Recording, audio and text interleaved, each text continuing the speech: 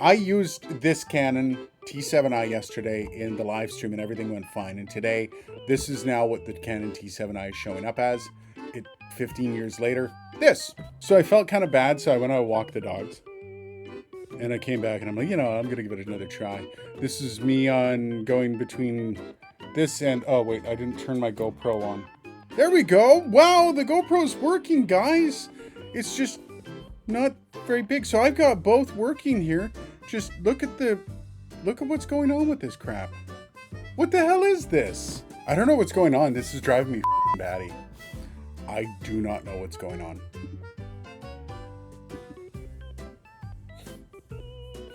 Let's reboot it. I don't know what happened. I plugged in my main camera. I plugged it into this. I unplugged my Canon and all of a sudden StreamerX actually accepting it. Let's see what happens. It's all plugged in. Let's see if I can switch video right now.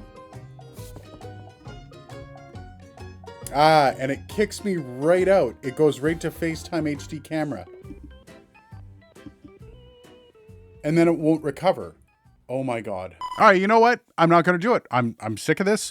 I'm just going to shoot the video through my regular camera and I'm going to record it through that. I was going to do it through OBS for my two cameras and switch between them, show it all off.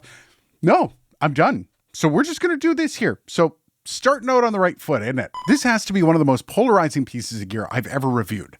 But it's also the most requested review, probably of all time. So then, is this, the Roland Bridgecast X, worth your money? Take a wild guess. But you know what? For those of you that weren't paying attention to the first part of this video, let's find out.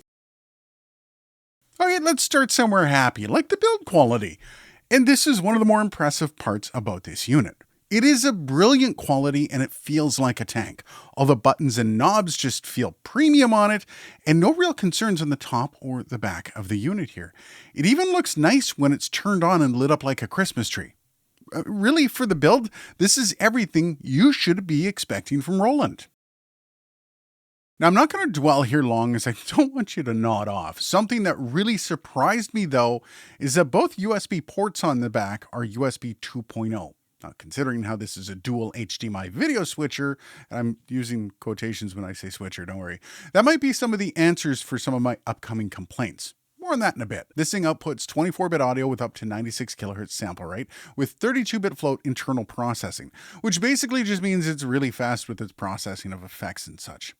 As for the video, basically you can throughput any resolution through this within reason and it won't have any issue, but the output is capped at 1920 by 1080 at 60 frames per second. That's basically all the usable specs that actually mean anything.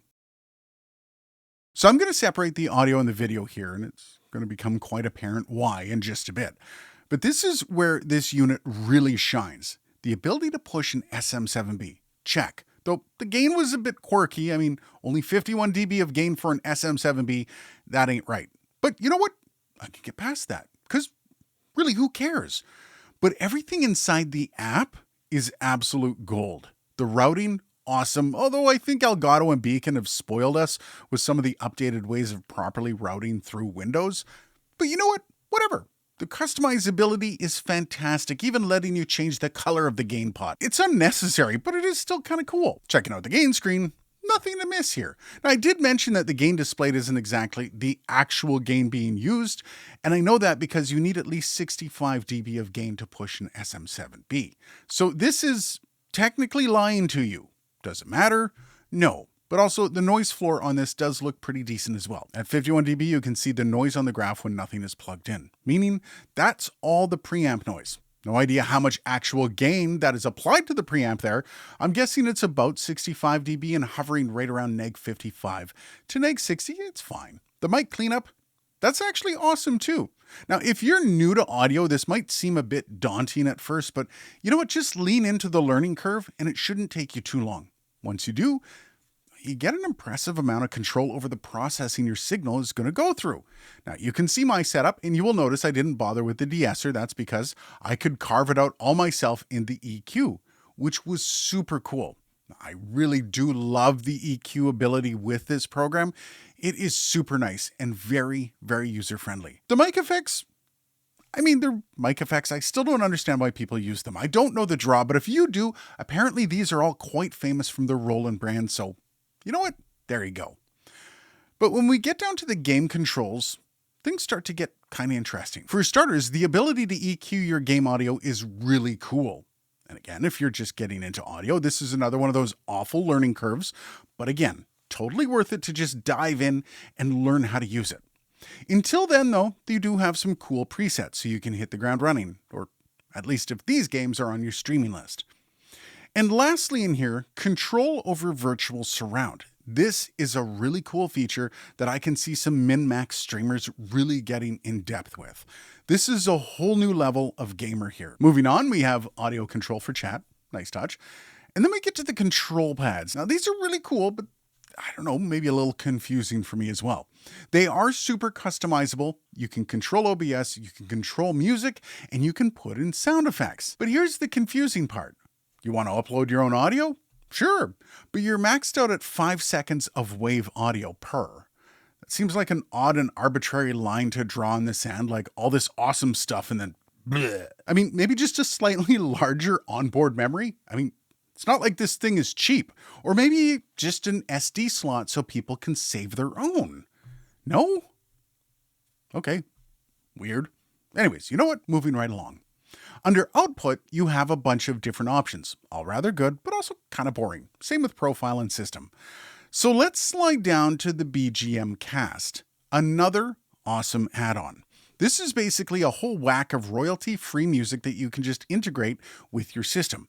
Now, it goes through the board automatically, and even with the free account, you get a decent assortment of music. I mean, probably going to loop on you at some point while you're streaming, but the upgrades don't set you much back either. $30 for the year for royalty-free music that isn't taking up any of your PC's precious resources is actually pretty cool.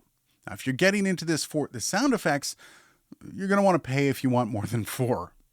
Not the greatest selection here, but still, it's really cool to have access to this. So then, that's the end of the audio, and really only one issue with the control pads, which that's not so bad. So then we're getting to the video portion of the review. It can only get better, right? It can only get better, right? So before we get into this, we need to understand some things. This thing has very little competition out there, but the competition it does have is pretty good. You have the Mackie mainstream, not bad, but also not really on par here. But then you have the StreamerX, getting a lot better, and then the Rodecaster Video, basically making the former options, it's, well, I can't really say that on the review now, can I? But the most important thing to understand is, this thing fills an absolutely gaping hole within the industry. That hole exists between the StreamerX and the Rodecaster Video, something with more than one HDMI, audio, and onboard DSP, and primarily aimed at the gaming industry. So far, we're doing great. So, Roland, all we have to do is deliver. I guess that memo was either skipped or ignored by the company, because the video on this thing is just a joke, bordering on embarrassing. Okay, let's back up a bit. Let's just look at the video quality.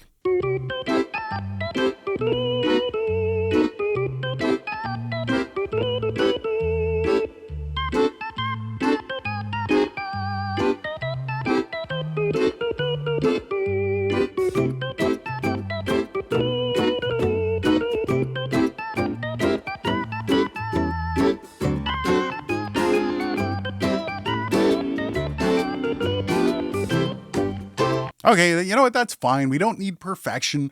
Let's just assume a bit of reduction in quality is fine and you don't really care. Cool.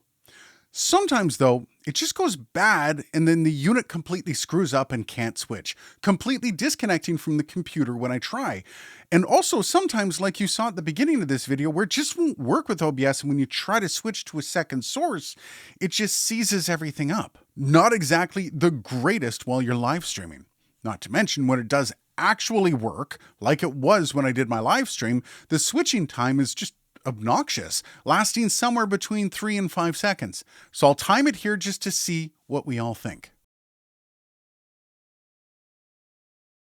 That is brutal. I even looked at their marketing material, and honestly, there's just some falsehoods in that now, isn't there? And quickly choose between your setups via the input selector. And at first I thought maybe it's just me. So I checked out all the glowing reviews about this thing by small channels on YouTube. By the way, guys, come on. Not one of them actually mentioned the switching, which is really interesting, except one though, and that was the provoked prawn. So it's not seamless switching between two different sources, sadly. And you can't have like side by side. Now, I want you to understand something. At some point in the development of this product, a bunch of executives and engineers were sitting around a board table looking at how this thing works. And when the engineers got around to that switch, somehow everyone at the table decided that this was okay. That leaves me kind of speechless. You see, companies try to hide things in their marketing all the time. But something as blatant as that is a bit of a slap on the face when you consider that this thing is literally marketed as an interface with the switching ability between two HDMI signals. I mean, even the ability to route that second video option through OBS so you can even layer the two of them. Anything, like the slightest of effort, Roland. And I think this is a great way to segue into what I think is fundamentally wrong with this and other things I've come across. You see, at first, when I started playing around with this thing, I got a bit of deja vu. Kind of had this feeling before, feeling like something wasn't right with a Roland product, and that was the Boss Gigcaster. At the time when I reviewed this, I couldn't really put my finger on what the issue was or why I wasn't blown away by it. I'm a massive Boss fan. They've literally been the only pedal I've ever used throughout my playing and touring days, with the exception of a crybaby wah pedal. So this board, I should have been over the moon. But if you watched my video, you may have noticed I was a bit ho-hum on the thing. Again, I couldn't put my finger on the pulse of the problem. It was a conundrum. The issues, though, were a bit more subtle. And I think when I sat down with this, the Bridgecast X, the blatant issues kind of just made it all too clear. There's no soul in these products. Meaning, no human who would use these products had any hand in the development of these products. And that strikes me as odd from a company like Roland. For years, they've been at the forefront of a lot of things. MIDI controllers, synthesizers, amps, keyboards, drum machines. Stuff that's always had a passion baked into it. Like the person or the people creating them were creating them to solve a problem. The person or people themselves knew what they needed because they needed it as well. And that was the passion of the product, the soul of the invention. And these two products by Roland seem to lack that. There's no soul. And it's never more apparent than in that video switch. That video switch shouldn't exist. So usually when I do these videos, I end it with a question. Should you buy this X? In this case, it's the Bridgecast X by Roland. And I'm not going to insult your intelligence by even pretending to ask that question right now. It should be pretty obvious what my answer is, unless you just skipped to this part of the video and this part of the video only. But what then? I mean, it does have a lot going for it. On the audio side, well, it's just all on the audio side, and it's a good audio side. But there's some good news here. The regular old Bridgecast from Roland is an actual thing, and it's way cheaper. And of course, really awesome. And doesn't have the video that will drag it down to the depths of the ocean of disappointment. Honestly, you're better off with that, whatever capture option you want to go with. You will definitely be better off than this.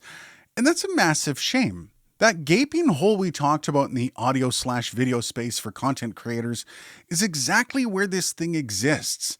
And sadly for Roland, another company is going to fill that hole. And how do I know another company is going to do that? This was one of my most requested videos for a reason. There's a massive appetite for a simple yet affordable video switcher with an XLR input. And if you're listening, anyone at Roland, next time, let humans test this stuff out. Humans that aren't driven by the bottom line, that is. I think that's it. What do you guys think? Cheers, and I'll see you in the next video.